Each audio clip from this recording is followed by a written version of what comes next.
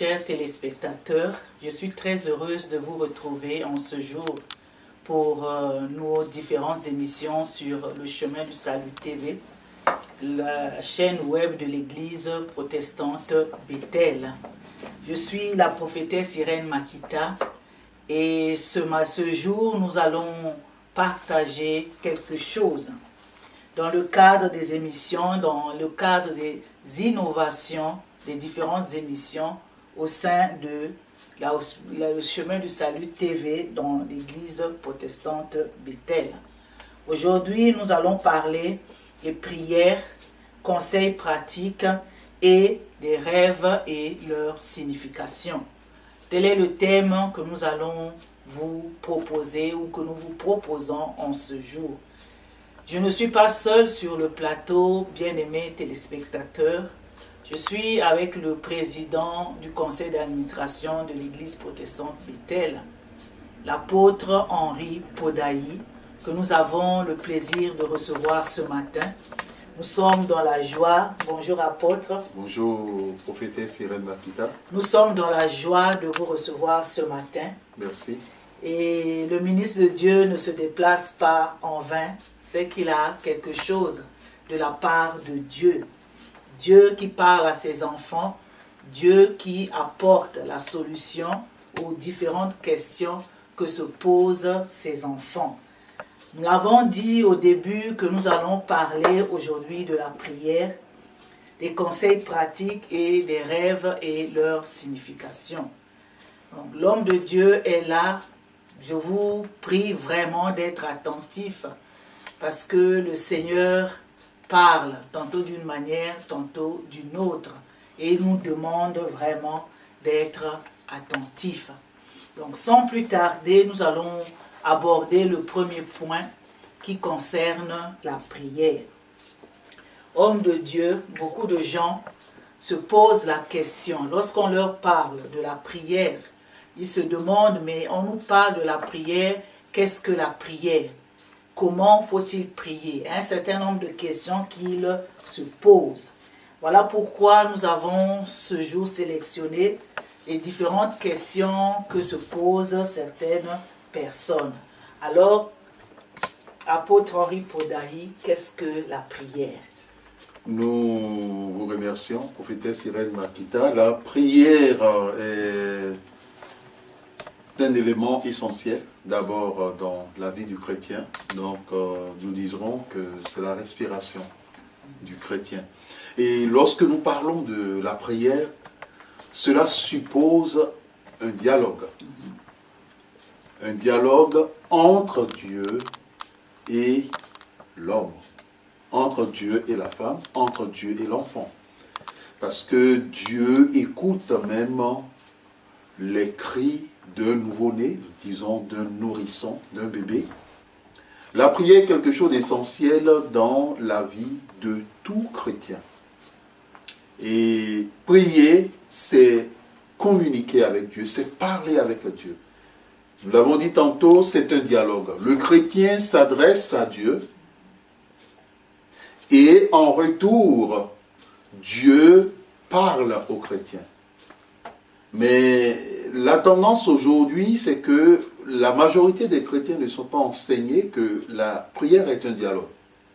Lorsqu'ils se présentent devant Dieu, ils se mettent à genoux pour certains, d'autres sont couchés, parce qu'il y a différentes positions pour pouvoir parler avec Dieu.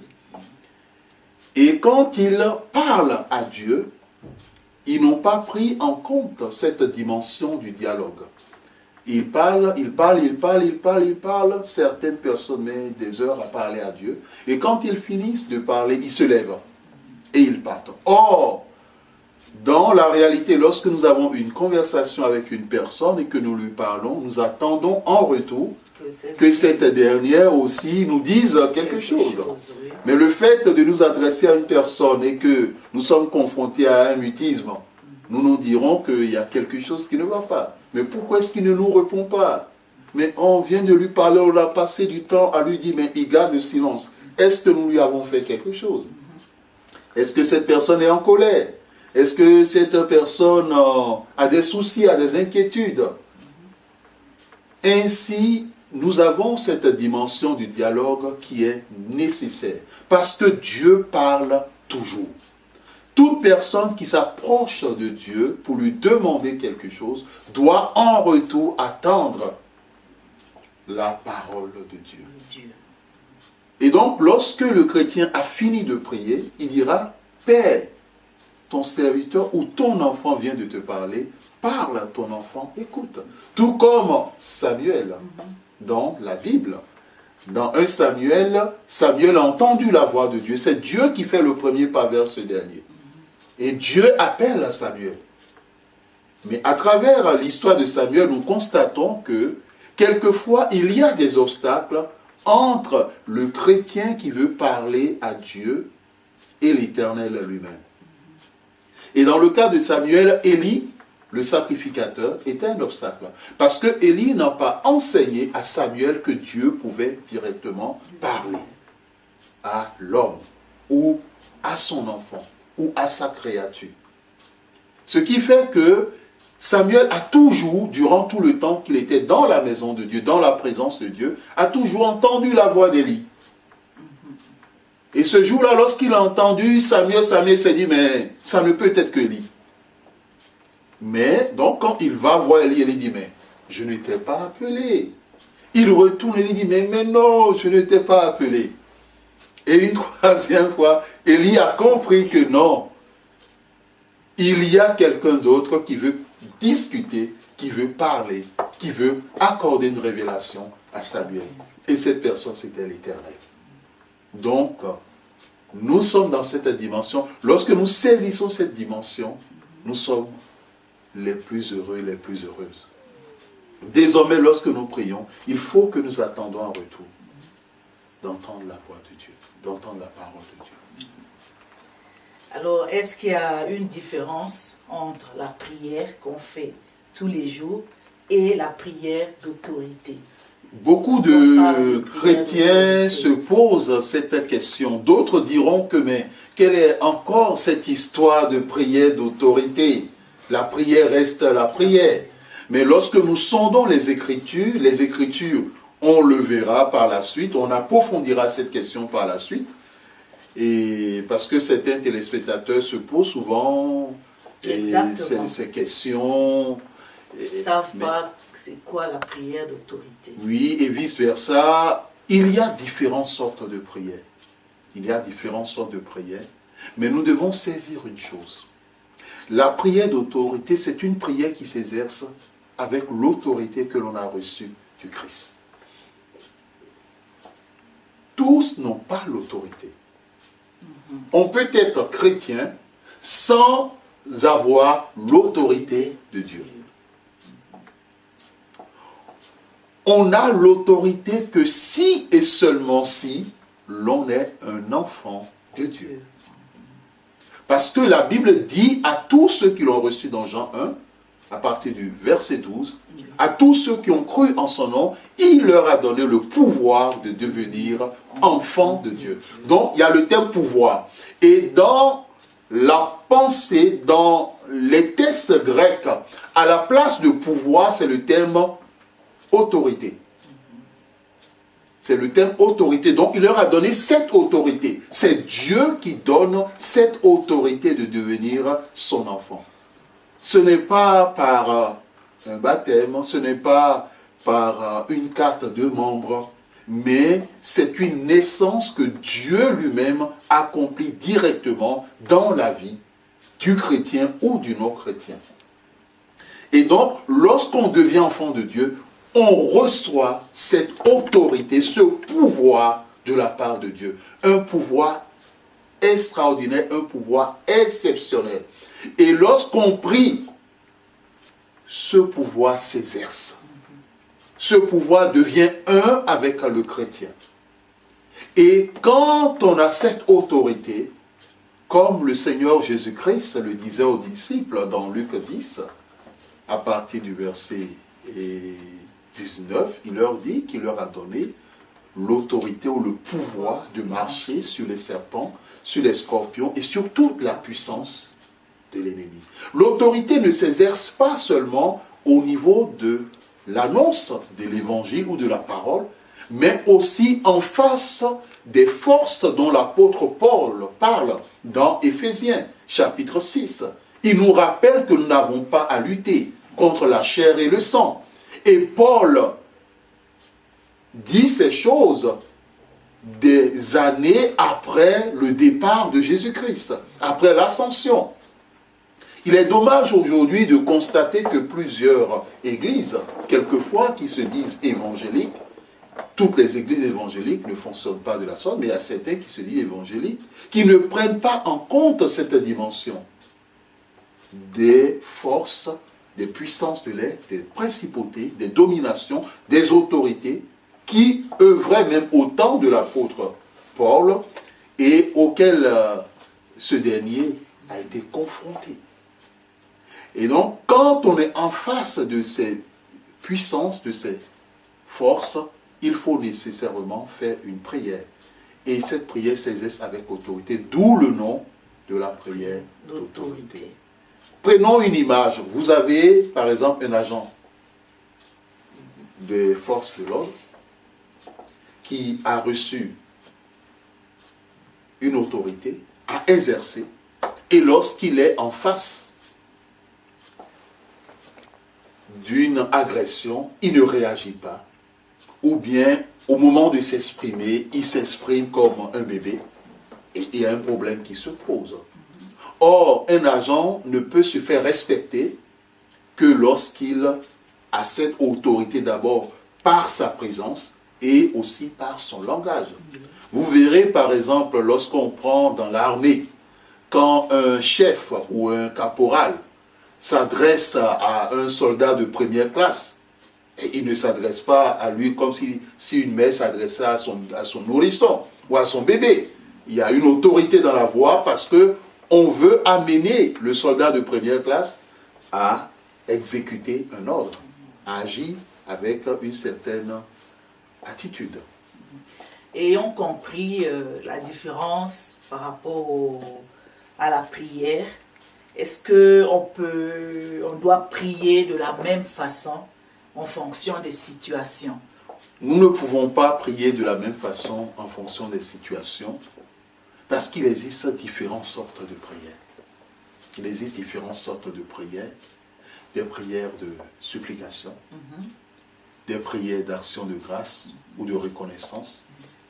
Il existe des prières de confession, comme David, quand nous lisons les différents psaumes, à un moment donné, David, on sent qu'il est en train de confesser quelque chose à Dieu. Donc, en fonction des situations, lorsqu'une personne a péché contre Dieu, en ce moment-là, on est en face d'une prière de confession. Parce que la personne s'humilie devant la présence, devant le trône de Dieu, pour lui demander pardon. Or, un chrétien ne peut pas exercer, ou un enfant de Dieu ne peut pas exercer une prière de confession en face d'une principauté ou d'une domination, ou bien en face des puissances qu'on appelle des esprits des eaux, ou bien en face des puissances de sorcellerie, de magie ou bien d'occultisme. Ce n'est pas possible. En ce moment-là, c'est une prière d'autorité. Et en fonction des situations que vivent des enfants de Dieu, certaines situations les obligent nécessairement à faire des prières d'autorité, à menacer les situations. Lorsque Jésus était dans la barque avec les disciples, il y avait le vent, il y avait la tempête. Parce que certains chrétiens passent par des situations qui sont semblables à des vents ou bien à une tempête. Parce que ces chrétiens n'arrivent pas à s'en sortir. Malgré tout ce qu'ils font, ces chrétiens ne s'en sortent pas. Quelquefois, il dit, mais j'ai prié, mais je suis fatigué. Malgré mes prières, malgré mes jeûnes, rien ne se passe. À partir de ce moment-là, la façon de prier doit changer. Le chrétien doit se lever comme un vrai soldat du Christ et ordonner à cette situation de s'arrêter. Parce qu'avec Jésus, lorsqu'il y avait le vent et la tempête, sûrement que les disciples ont tenté, mais la Bible ne nous le dit pas, de faire face à ces situations, mais ils ne voyaient pas de résultat ni de solution. Alors, ils étaient obligés de réveiller le maître.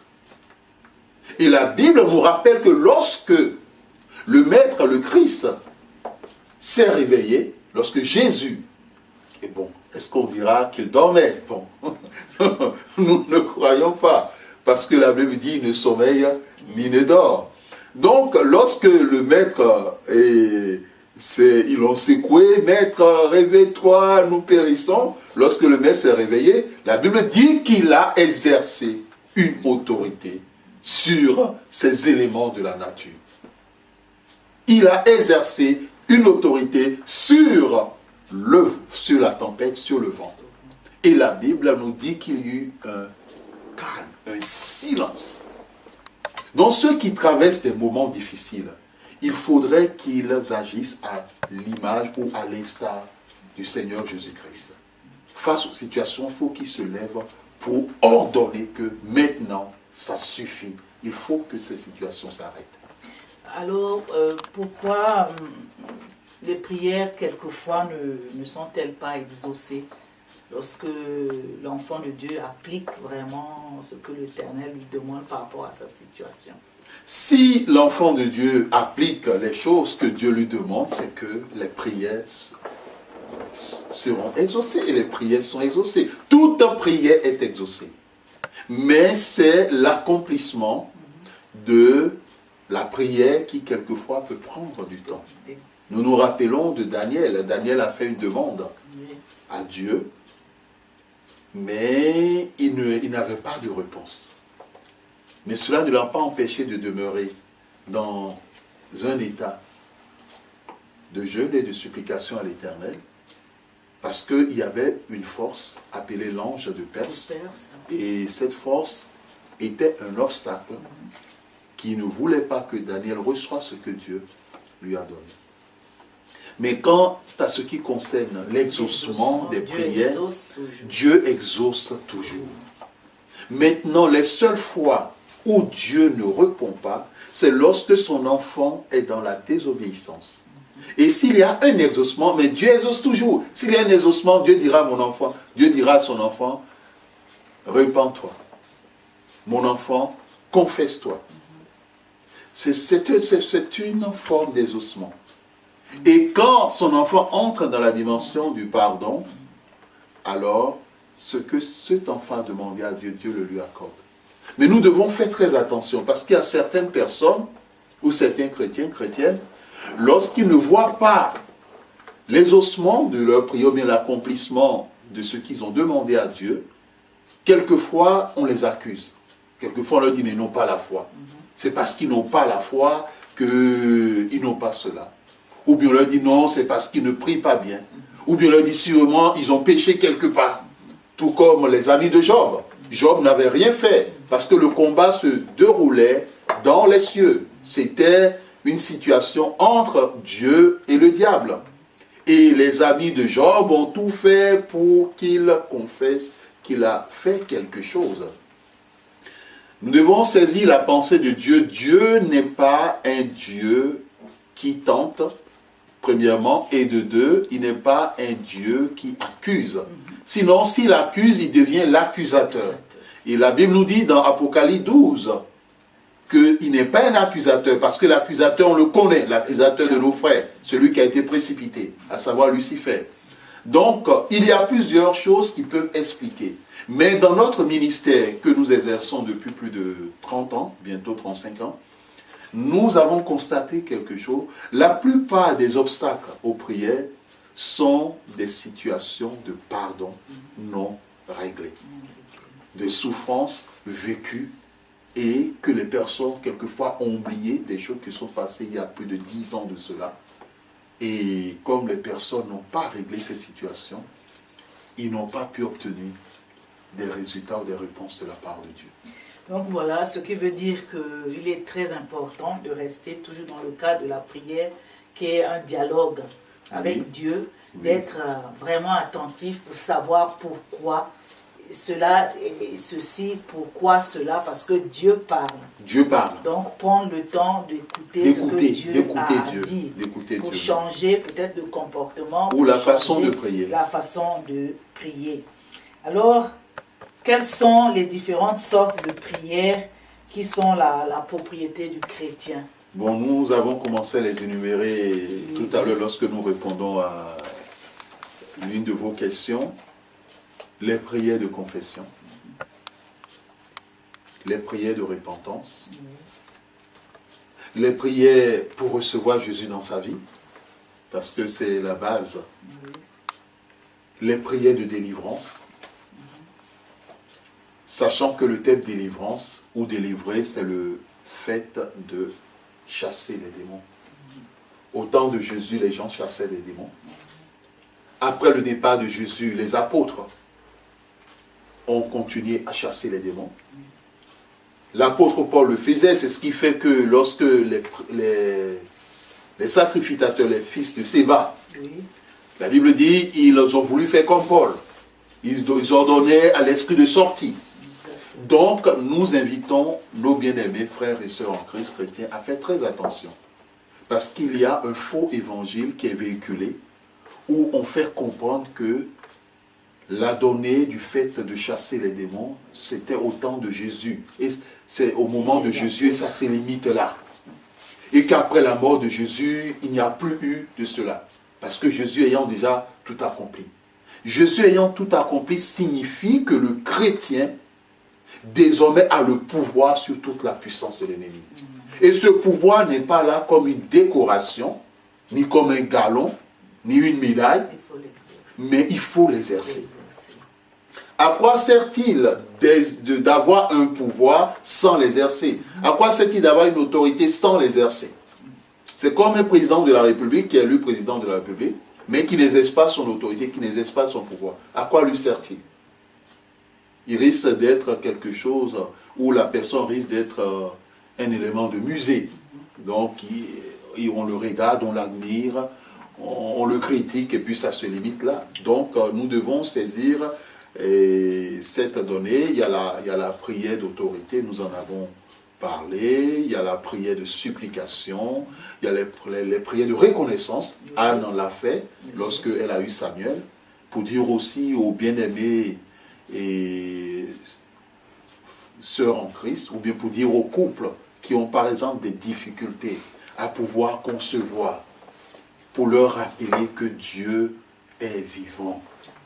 Il est le même hier, il est le même aujourd'hui, il est le même éternellement. Et que Dieu donne encore des enfants aujourd'hui, et il en donnera toujours. Donc c'est à eux de ne pas se décourager. Le plus important, c'est d'être au bon endroit et vers la bonne personne, pour qu'ils puissent expérimenter cette gloire de Dieu dans leur vie. Chers téléspectateurs, je pense que toutes vos questions par rapport à la prière ont trouvé réponse. Et nous allons maintenant passer au second aspect de notre émission de ce jour. Donc nous avons terminé avec la prière. Nous passons maintenant aux rêves et leur signification. Beaucoup de gens sont confrontés dans leur sommeil. Ils ont des rêves qui ne comprennent pas toujours le sens. Qu'est-ce que cela veut dire? Et la personne a vu ceci ou la personne a entendu telle chose. Mais le Seigneur, c'est celui, Dieu, c'est celui-là qui donne la révélation de chaque rêve. Et Daniel et Joseph, surtout Joseph, a expérimenté ou a vécu cela avec Dieu. Donc, nous avons la grâce vraiment du ministre de Dieu, l'apôtre Henri Podaï. Et Dieu lui a donné aussi cette grâce de pouvoir interpréter les rêves. Donc, il y a des bien-aimés qui ont écrit, qui ont soumis leurs rêves et qui aimeraient avoir des explications, des significations par rapport à leurs rêves. Peut-être qu'il y a aussi d'autres personnes qui ont été confrontées au même rêve ou au même type de rêve. Donc, en écoutant attentivement, en suivant les explications de Dieu par rapport à ces rêves, nous pourrons, les bien-aimés qui ont écrit, trouveront la réponse directe à leurs soucis, à leurs rêves, et d'autres aussi pourront, par le biais des réponses qui seront données aux bien-aimés, avoir aussi, comprendre la signification de ces rêves. Nous avons le rêve, donc la première personne, c'est la sœur Patricia. Elle dit ceci: j'ai récemment rêvé d'avoir embrassé un monsieur africain qui était vêtu d'un smoking gris. Or, je suis mariée à un Chinois dans la réalité. Homme de Dieu, ministre de Dieu, par rapport au rêve de cette bien-aimée, quelle est l'explication que l'Éternel Dieu donne par rapport à son rêve? Avant de pouvoir répondre à la question de la sœur Patricia, il faut que nous sondons les différents thèmes que sont rêve, Oui. songe, vision, révélation ou prophétie. Il est vrai que lorsqu'on parle de rêve, quand nous nous situons dans la conception freudienne, surtout s'agissant de l'interprétation, lorsque Freud aborde la question du rêve, il aborde cette question en liant le rêve à un désir refoulé. Et donc Freud, dans sa façon de voir les choses, il voit le rêve comme une continuité d'un élément de l'état de veille. Donc par exemple, la personne a envie d'un méchoui, sauter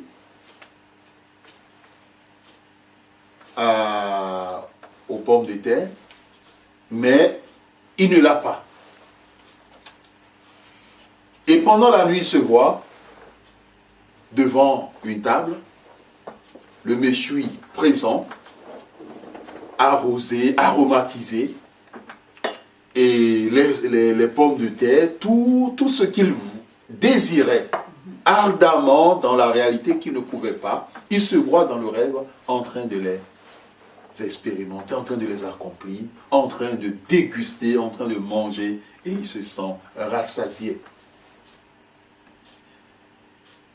Sachons que dans la pensée chrétienne, ou dans la pensée, je dirais plutôt biblique, le terme utilisé pour désigner le mot rêve est le terme songe. Pour dire que derrière le rêve, même si Freud ne va pas en profondeur dans la question, il y a toujours un message que Dieu veut donner. Que ce soit un rêve, que ce soit un songe, il y a un message. Que le message soit psychologique, que le message soit spirituel, que cela soit un avertissement, comme Dieu nous le rappelle dans le texte de Job, en disant que Dieu parle tantôt d'une manière, tantôt d'une autre, au travers des rêves, des songes, des visions, mais l'homme n'y prend point garde. Or, lorsque Dieu parle, nous devons saisir une chose. Bien-aimés, vous qui nous suivez, ne négligez pas vos rêves. Parce que la Bible nous dit clairement qu'au travers des rêves, Dieu veut sauver l'âme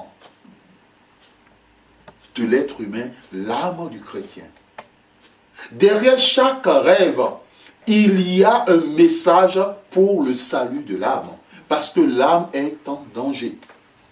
Même si nous ne comprenons pas le sens de ces rêves ou de ces songes, cette émission est une opportunité que Dieu donne ou que Dieu adresse à tous les chrétiens du monde entier. Dieu parle tantôt d'une manière, tantôt d'une autre. Donc, l'enjeu, c'est ton âme. L'enjeu, c'est le salut de ton âme. Dieu ne voudrait pas que ton âme soit l'objet de la force de la destruction. Donc, dans la Bible, vous en avez parlé, le cas de Joseph. Il y a eu un premier Joseph, il y a eu dans l'Ancien Testament le fils de Jacob, et il y a eu un deuxième Joseph, l'époux de Marie. Dieu, par son ange, lui a parlé en songe.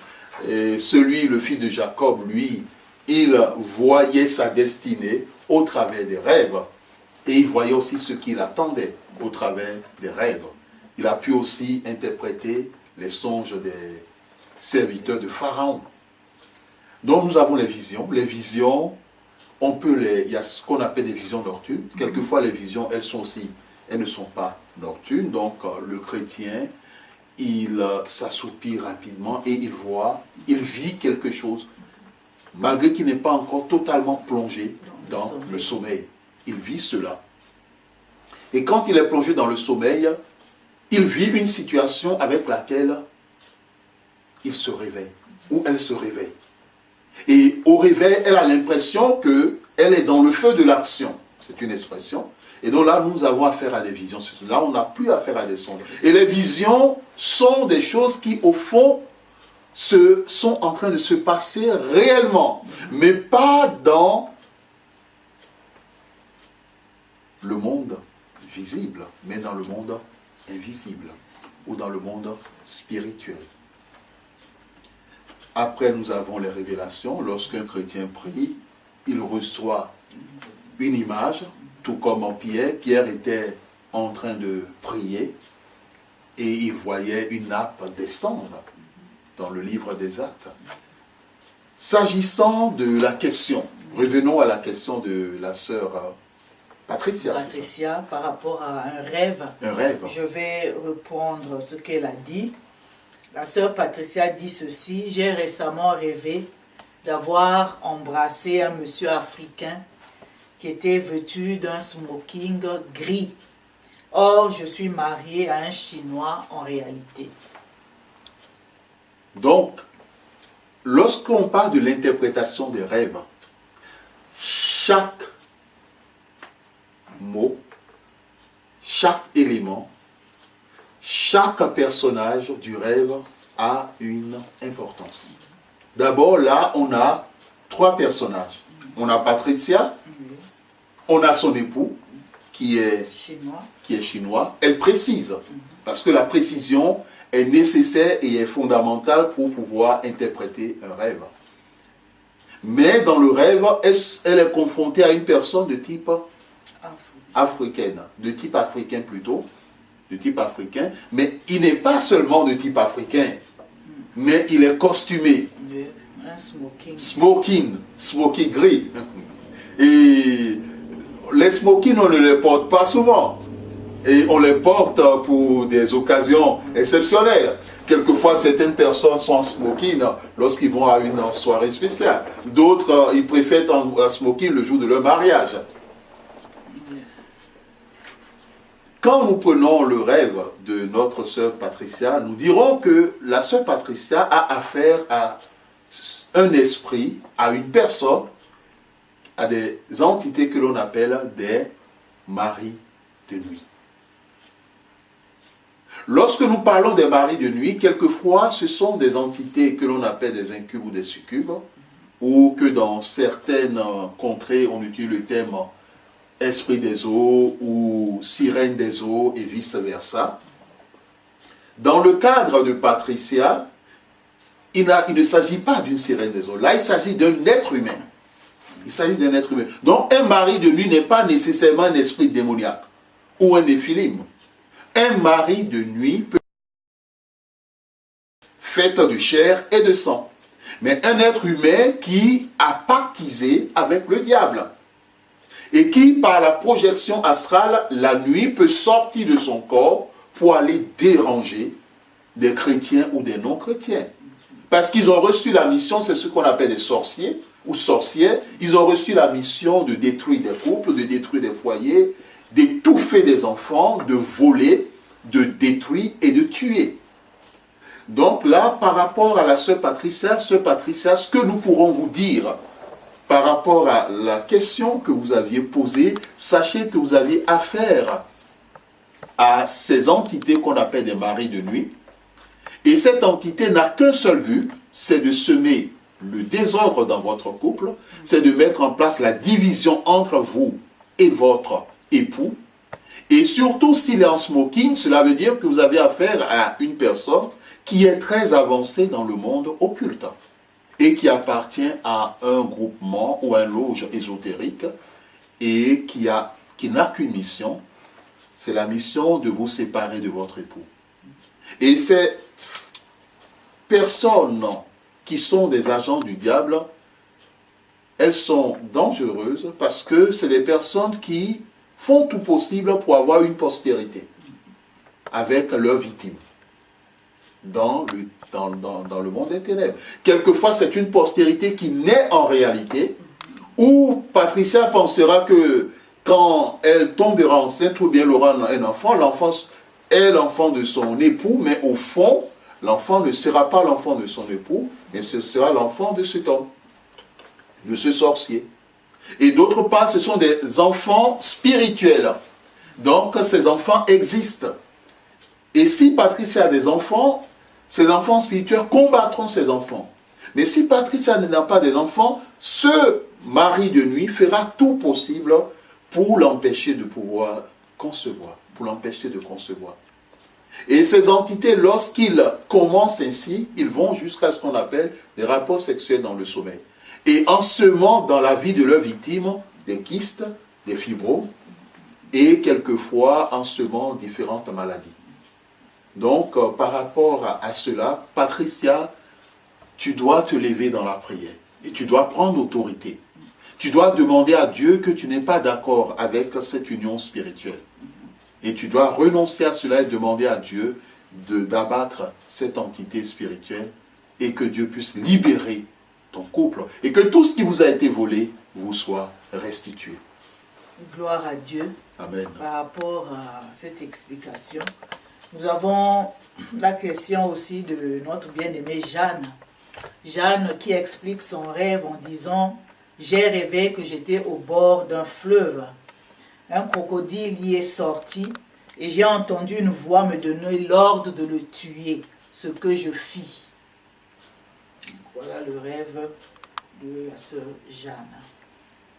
Lorsque nous entendons le rêve de la sœur Jeanne, cela conforte cette vérité selon laquelle les forces du mal existent. Et nous, en tant que chrétiens, nous ne devons pas prendre cela à la légère. Depuis le jardin d'Éden, Lucifer, le serpent ancien, a œuvré.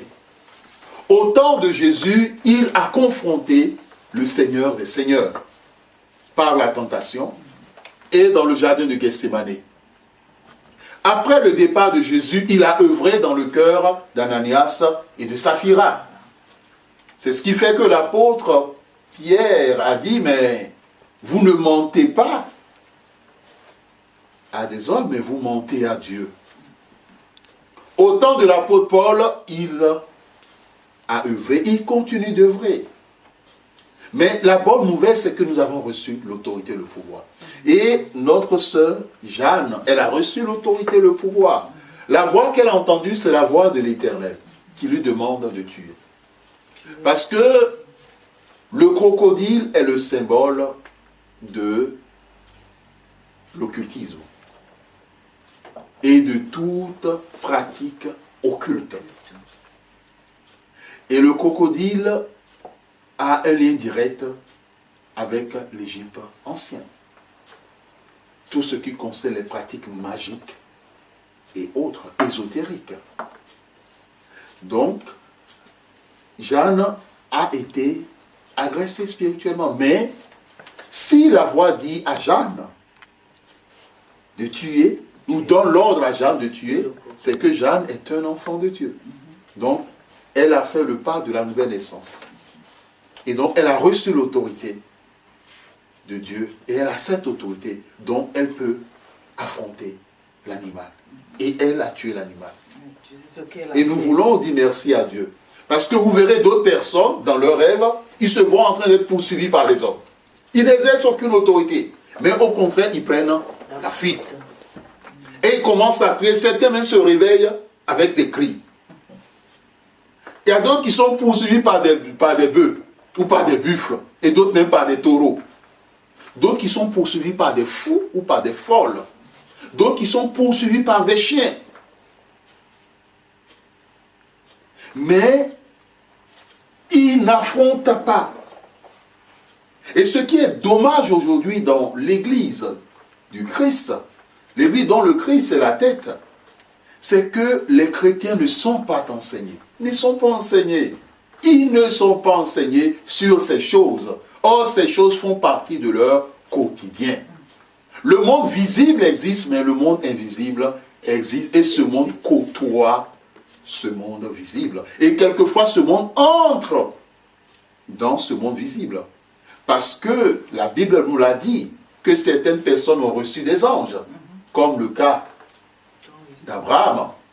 Mais nous devons comprendre aussi que certaines personnes ont reçu des démons, ou ont discuté avec des démons, en pensant qu'ils s'adressaient à des humains. Donc, gloire soit rendue à Dieu pour notre sœur Jeanne. Alors, nous passons au rêve de la sœur Clotilde. La sœur Clotilde dit ceci: « Je rêve de rapports sexuels avec quelqu'un dans mon sommeil. » Elle est confrontée à des rapports sexuels avec quelqu'un dans son sommeil. Pour la question de la sœur Clotilde, nous avons un peu brossé cette question lorsque nous avons eu la question de Patricia, je pense. Oui. Et la sœur Clotilde a affaire à un mari de nuit. Mais nous ne savons pas quand elle a ses rapports sexuels, dans son rêve, elle a l'impression de vivre la chose, ou bien nous ne savons pas si elle s'est réveillée une fois en sentant qu'elle a vécu une pareille situation. Ou bien elle s'est réveillée au moment où elle voulait vivre. C'est ce pourquoi nous parlons des précisions. Si la sœur Clotilde, pendant que cela se passait, vous aviez la sensation dans votre rêve que vous étiez en train de vivre cela, ou bien que vous êtes réveillé avec cela, ou bien à votre réveil, vous avez senti cet état d'être d'une personne qui vient de vivre une sexualité, alors vous avez affaire à un mari de nuit, mais un mari de nuit humain, pas un mari de nuit démoniaque ou satanique. Parce que lorsqu'il s'agit des maris de nuit qui sont des démons ou des esprits des eaux, tout se joue dans le rêve. Et la personne n'a pas conscience de vivre cela. Et même quand la personne se réveille, elle ne sent pas que quelque chose s'est passé, mais elle se rappelle qu'elle a rêvé de cela. Donc cela est différent. Dans l'un ou dans l'autre des cas, lorsqu'il y a un rapport sexuel avec une personne dans le sommeil, c'est qu'il y a eu mariage spirituel. Donc la sœur Clotilde a été mariée spirituellement sans le savoir.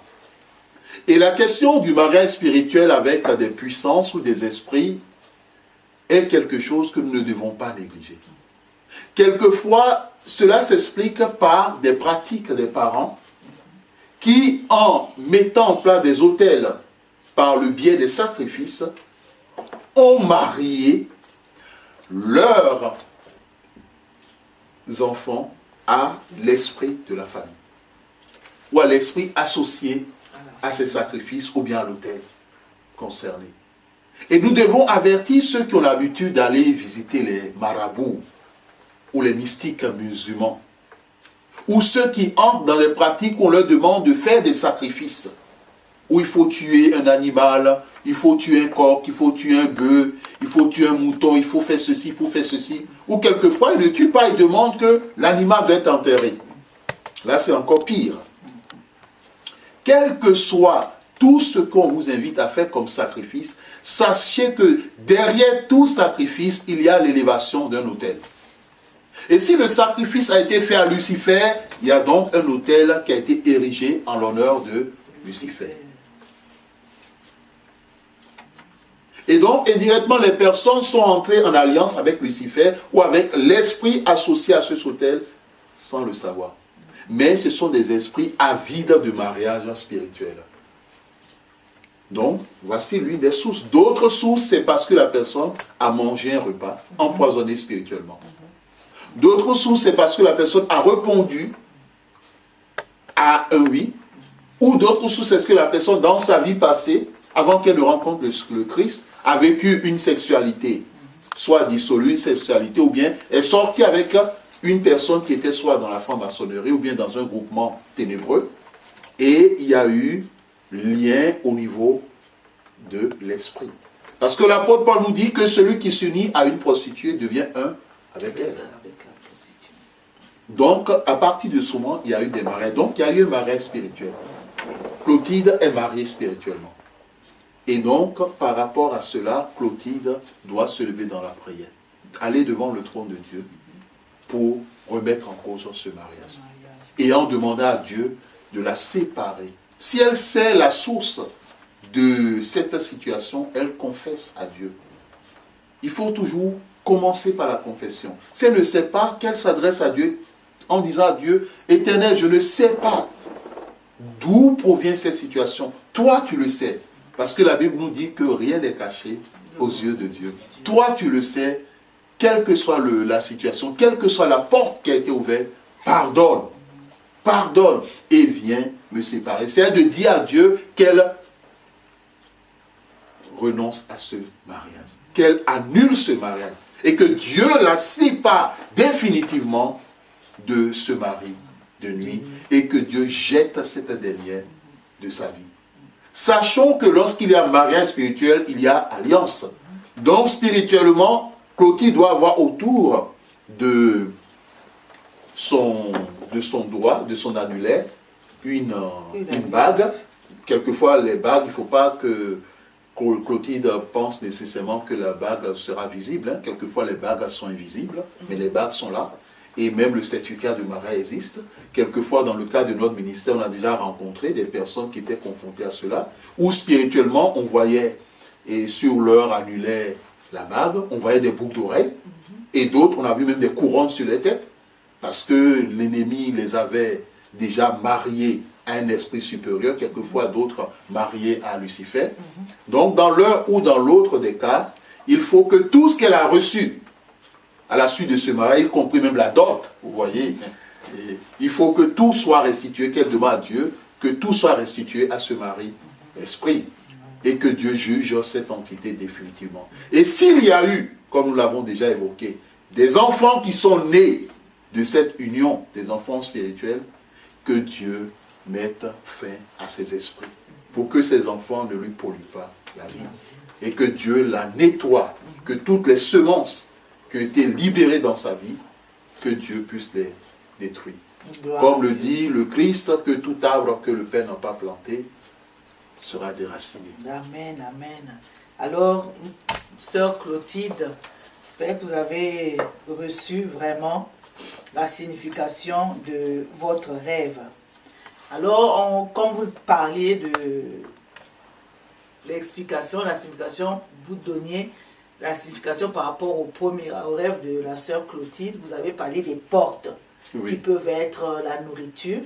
Et c'est ce qui nous emmène aussi au rêve de la sœur Antoinette.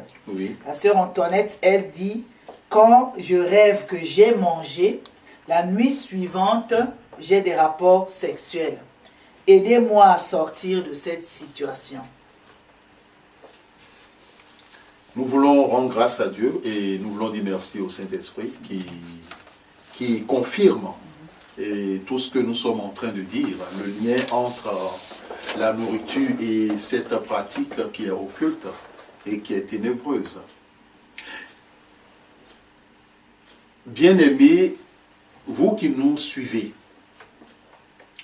et qui avez été déjà confrontés au fait de manger dans le sommeil, sachez que ce n'est pas une bonne chose.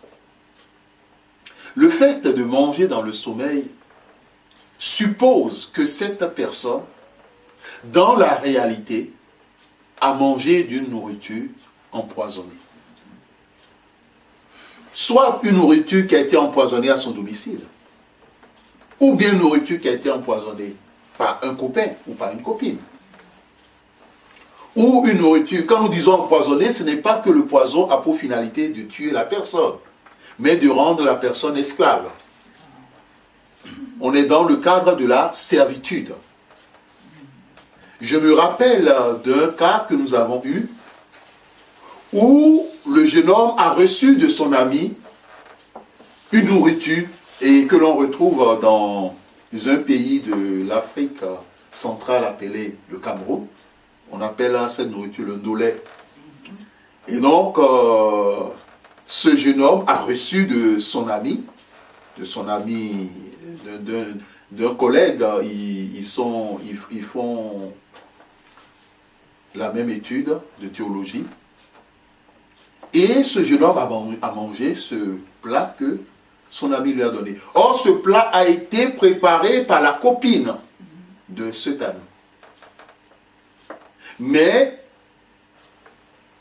cet ami ne savait pas que sa copine distillait un produit envoûtant dans son plat, afin de pouvoir gagner son cœur, afin de pouvoir vraiment être la seule à laquelle il pensera, dans le sens comme le dit l'expression, ne vivra que pour elle, ne pensera que pour elle, fera tout pour elle. Et c'est vrai que ce monsieur, cet étudiant, quand il recevait de l'argent, il recevait sa bourse, la majorité était destinée à cette fille. Il ne faisait pas grand-chose avec son argent. Donc, il y a un autre cas où une personne a rendu visite à un ami et cet ami lui a donné de l'eau à boire, lui avait servi de l'eau à boire. Mais comme celui qui recevait l'eau était un enfant de Dieu, il a prié dans son cœur sur l'eau avant de boire. Et au moment où il a fini de prier, au moment de pouvoir porter l'eau, le verre à la bouche, l'eau dans le verre s'est transformée en sang humain.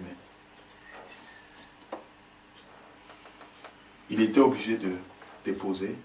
Et cet ami qu'il était venu visiter a baissé la tête parce qu'il savait ce qu'il s'apprêtait à faire. Et l'autre, il est reparti, le chrétien est reparti. Dans notre ministère, nous en avons déjà parlé dans un de nos livres, Comment être délivré des sorciers. Il y a une chrétienne qui allait rendre visite à une amie d'enfance, qu'elle a rencontrée fortuitement. Et il y a eu un repas, et elle a mangé le repas. Mais ce repas était interdit parce que ce repas offrait la possibilité à cet ami d'enfance de s'insérer dans sa vie, elle ne le savait pas. Et c'est lors de la délivrance que Dieu a mis à nu cet ami d'enfance qui a commencé à confesser tout ce qu'elle a eu à faire et comment est-ce qu'elle a pu s'insérer dans sa vie au travers du repas. Donc, par rapport à la question de la sœur Antoinette, la sœur Antoinette, vous deviez savoir que si vous mangez dans le rêve, c'est que vous aviez pris de la nourriture empoisonnée spirituellement ou de la boisson empoisonnée spirituellement. Mais celui qui vous a donné cette nourriture, cette boisson, ou celui qui vous a offert peut-être un croissant, parce qu'il ne faut pas qu'on voit nécessairement l'indolé. Dans certaines contrées en Occident, on ne parle pas de ndolé, on peut parler de croissant, on peut parler de chocolat, donc on peut parler de toutes ces friandises, ce que les gens adorent et ce que les gens aiment. Et il y a certains qui disent « Ah, ça c'est mon péché mignon ». C'est des expressions pour dire que vraiment, et quelquefois c'est ce que vous aimez, c'est par là que vos ennemis passent pour essayer de vous atteindre. Et nous devons saisir cette donnée. Donc, par rapport à ce que Antoinette a mangé, Antoinette, par rapport à ce que tu as mangé, la finalité de ce qui a été fait, c'est pour t'introduire dans un mariage spirituel. C'est pour te rendre esclave. Est-ce qu'elle dit la nuit suivante? La nuit suivante. Quand elle rêve qu'elle mange, la nuit suivante. La porte qui a été ouverte dans la réalité au travers de la nourriture que Antoinette a mangée en réalité, cette porte, comme elle est ouverte, Antoinette se retrouve en train de manger dans le sommeil.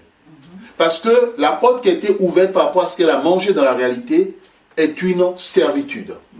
Et donc, malgré si elle ne voudrait même pas manger de ce repas, elle se verra en train de manger de ce repas. Parce que là, elle est esclave.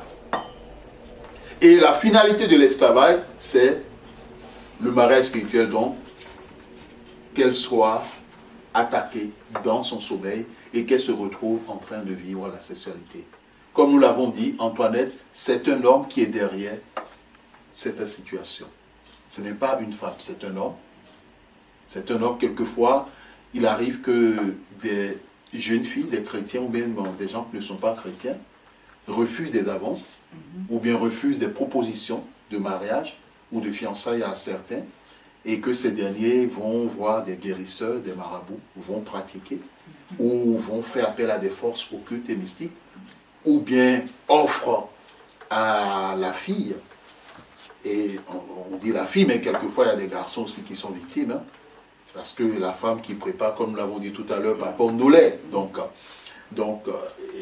ce qui est offert, la personne mange, en pensant que celui qui le fait avec un cœur bon, mais au fond, c'est avec une intention malsaine.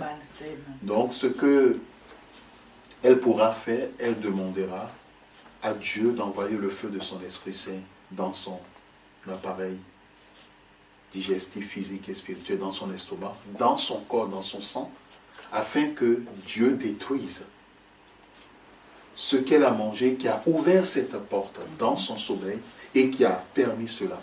Et deuxièmement, il faut, comme on l'avait dit tout à l'heure pour le cas précédent, qu'elle demande la fin de toute union et de tout mariage spirituel.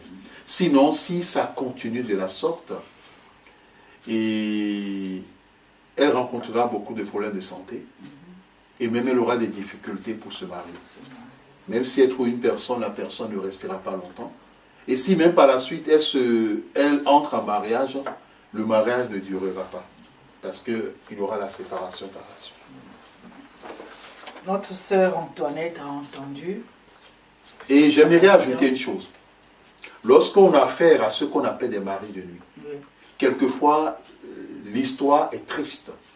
Parce que les maris de nuit, qu'ils soient des esprits ou des humains, quelquefois, quand la personne, la fille arrive à se marier, il ôte la vie à l'homme qui est le mari. Il ôte la vie parce que cet homme devient un rival. Et ils veulent la fille pour eux seuls et pour personne d'autre. Merci, prophétesse.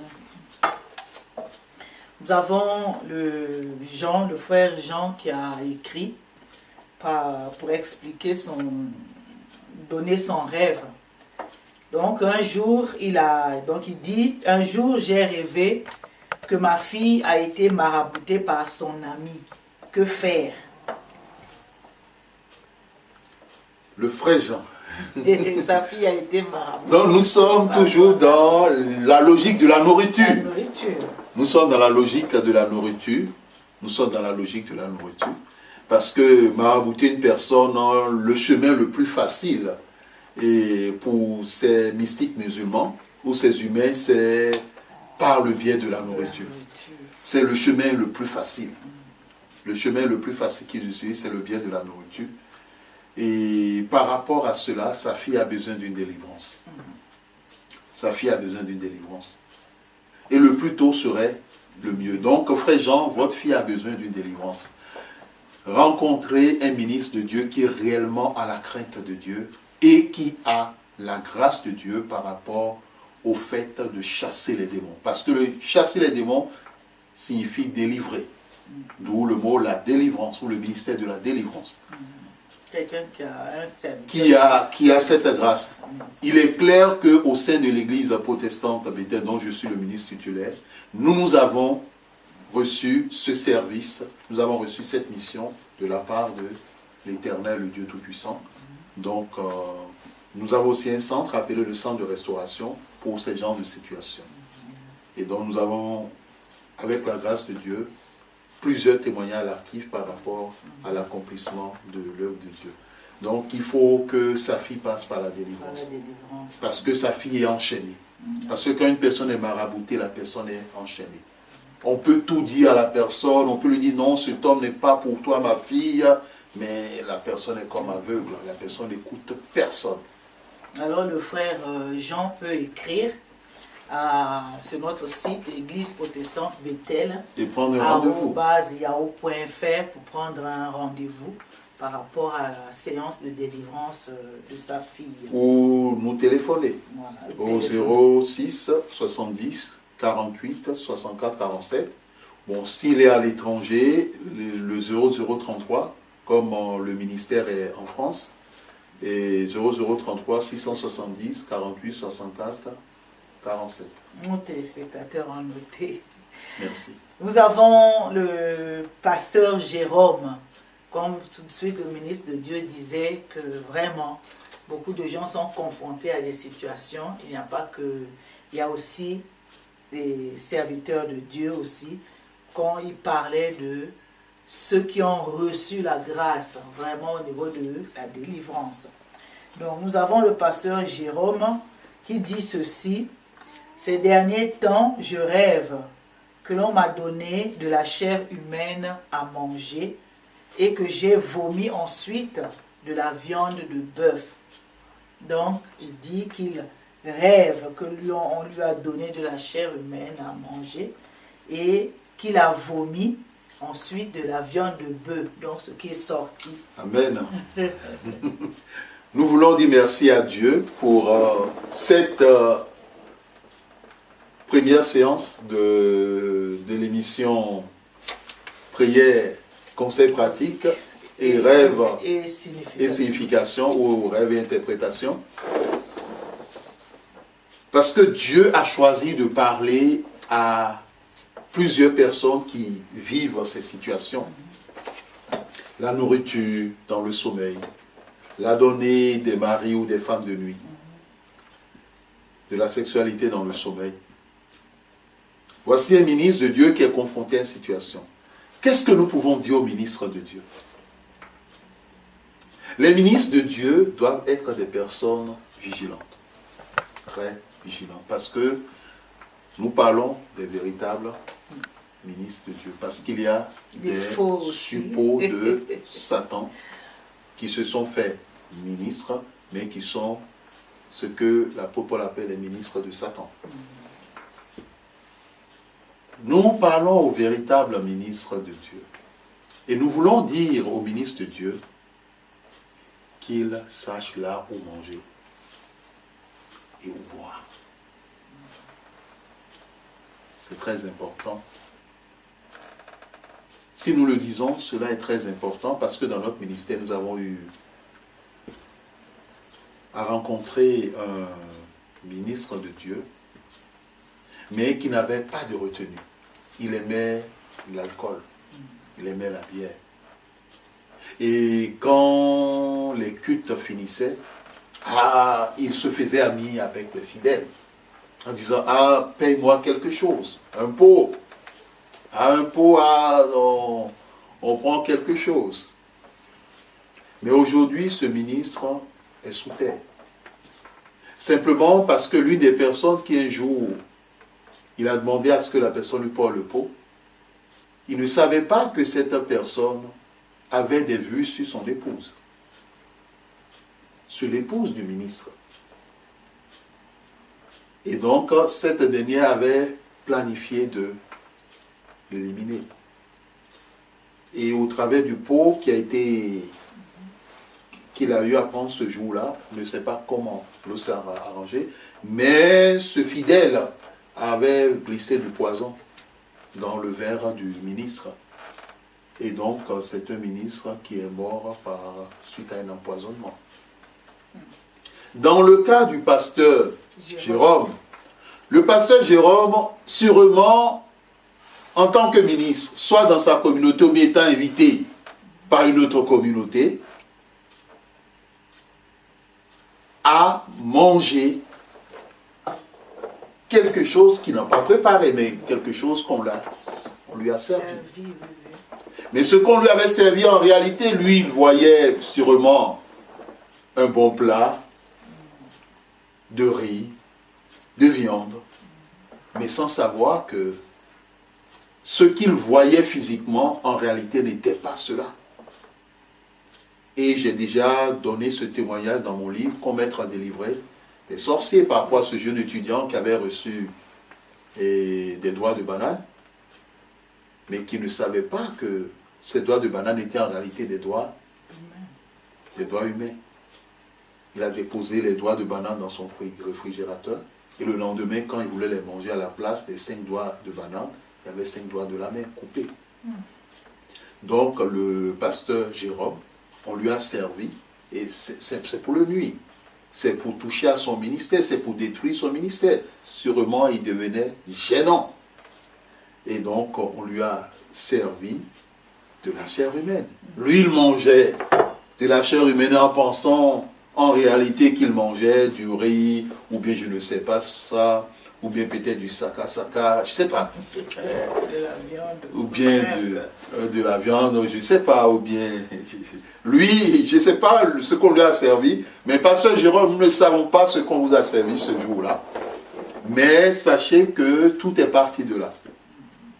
Et nous le disons, toutefois qu'une personne rêve dans son sommeil qu'elle mange, c'est que dans la réalité, elle a mangé quelque chose qui n'était pas saine spirituellement.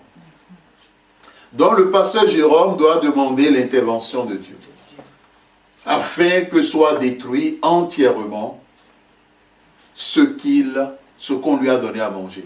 Et quel que soit le projet mis en place pour l'affaiblir spirituellement ou pour détruire son ministère, que le pasteur Jérôme, levez-vous rapidement.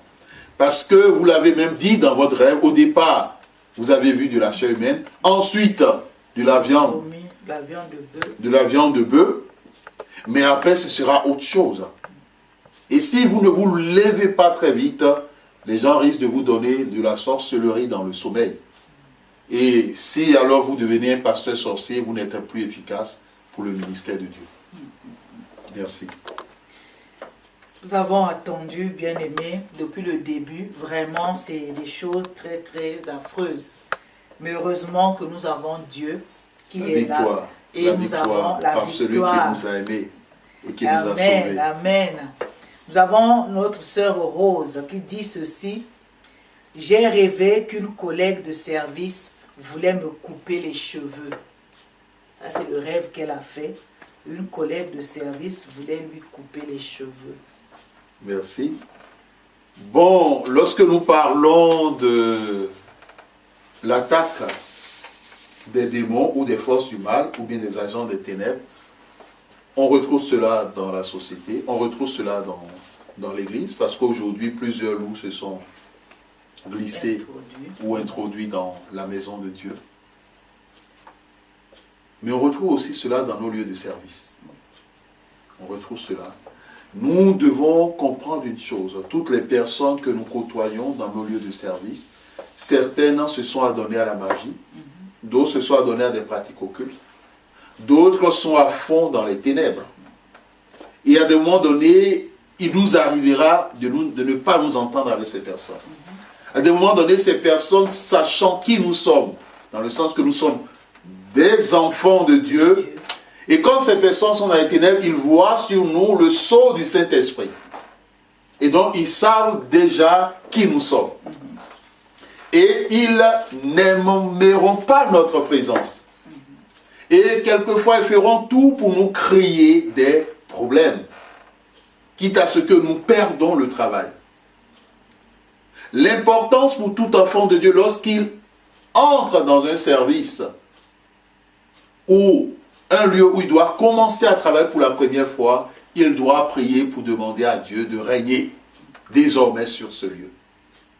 Et que ce soit sa décision qui s'impose à tous les niveaux, jusqu'au niveau de la direction. Et que Dieu lui donne ce lieu en héritage, tout le temps où il sera là. Cela est très important. Dans le cas de la sœur Rose, la sœur Rose doit savoir que cette collègue de service est dans les ténèbres. Et que les cheveux symbolisent la gloire d'une personne. Couper les cheveux d'une personne dans le sommeil, c'est atteindre ou toucher à la gloire de la personne. Or, si la gloire d'une personne est touchée, cette personne verra plus de 90% de ces bénédictions lui être volées. Ce qui veut dire que désormais, c'est cette collègue qui vivra les bénédictions de Rose, si elle réussit son projet. Désormais, c'est cette collègue qui voulait lui couper les cheveux qui sera bien vue par la direction. Et Rose, elle sera rejetée, écartée. On lui cherchera des poux. Et vice-versa. J'ai eu dans mon ministère à rencontrer une personne, une dame, c'est un témoignage, qui était aussi confrontée à cette situation par rapport à une collègue. Elle travaille dans le domaine de la santé, ici en France. Elle travaille dans le domaine de la santé. Et l'une de ses collègues, qui était aussi infirmière comme elle, chaque fois, cette collègue, quand elle venait, elle ramenait des friandises. Et elle offrait à tout le monde. Et au travers de cela, elle pouvait dire par la suite aux gens ce qui se passait dans leur vie, ce qui se passait dans leur maison. Les personnes que ces personnes ont rencontrées la veille, et même le nom, pour dire tout simplement que cette collègue de Séville est une sorcière. Au travers de la nourriture, elle s'infiltrait dans les vies des personnes. Donc, elle se déplaçait avec eux. Elle allait où ces personnes. Elle voyait tout ce qui se passait dans leur vie. Et donc, facilement, le lendemain, elle pourrait leur sortir tous ces éléments. Donc, la sœur Rose doit se lever dans la prière contre cette collègue. Parce que la finalité de cette collègue, c'est pour la faire perdre à la fin son boulot. Donc, elle doit demander à Dieu son intervention et son jugement, pour que Dieu lui fasse justice dans ces situations. Gloire à Dieu, nous bénissons le Seigneur par rapport à toutes ces situations auxquelles Dieu a donné réponse, par rapport à tous ces bien-aimés, leurs rêves qui ont obtenu signification. Et nous disons que vraiment la porte n'est pas fermé, si je peux me permettre l'expression. Vous avez l'adresse de l'église protestante Bethel, l'adresse mail pour écrire et poser encore vos situations, poser encore vos questions, parce que au niveau de Chemin du Salut TV, notre émission prière, conseils pratiques et rêves et leur signification est toujours d'actualité, va continuer, parce que les enfants de Dieu, le peuple de Dieu, les chrétiens, les personnes qui rêvent, qui font des rêves, pour lesquels ils n'arrivent pas à comprendre la signification, peuvent nous écrire sur église protestante Bethel @yahoo.fr. Et pourquoi pas aussi venir en direct sur le plateau de Chemin du Salut TV pour poser leurs questions en direct. Ou bien pour être dans le public. Poser leurs questions aussi au ministre de Dieu, l'apôtre Henri Podaï. Le Seigneur lui-même leur répondra. Donc voilà, nous sommes arrivés au terme de notre émission de ce jour.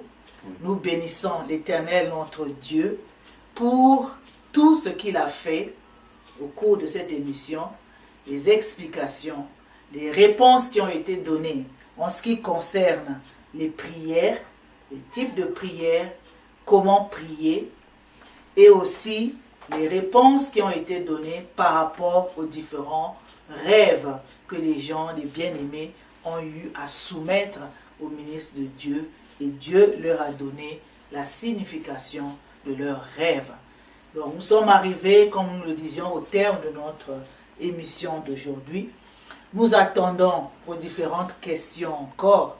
Écrivez-nous sur église protestante Bethel @yahoo.fr et nous ferons le plaisir de transmettre vos questions, de transmettre vos sujets au serviteur de Dieu, l'apôtre Henri Podaï.